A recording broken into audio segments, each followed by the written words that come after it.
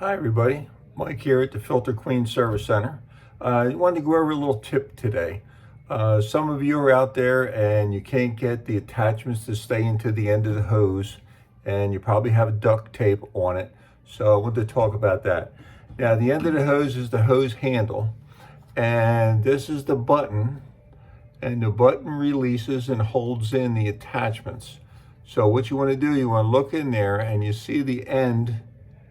There's a little tip on the end of the button, and that is what locks in the attachments. And you can see it has a little tongue that sticks down, and that's what goes in and out.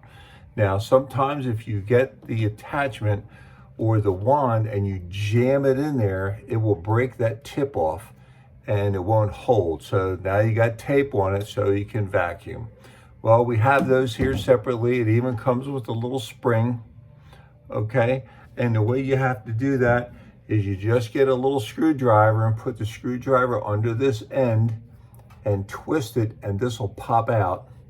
And then you can pop the new one in, as it has little ears on it right there that pop in, and you can lock it down.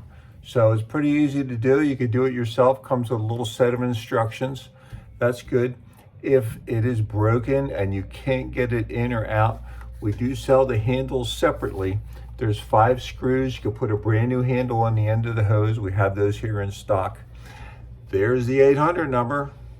Give us a call. Anybody can help you. We'll be glad to help you out with questions too. Thanks for watching. See you next time. Hey everybody, almost forgot. Hit that subscribe button. We need more subscribers, and ring the bell so you get notified next time we put a video up. Thanks for watching Mike's Garage. We'll see you next time. Be safe.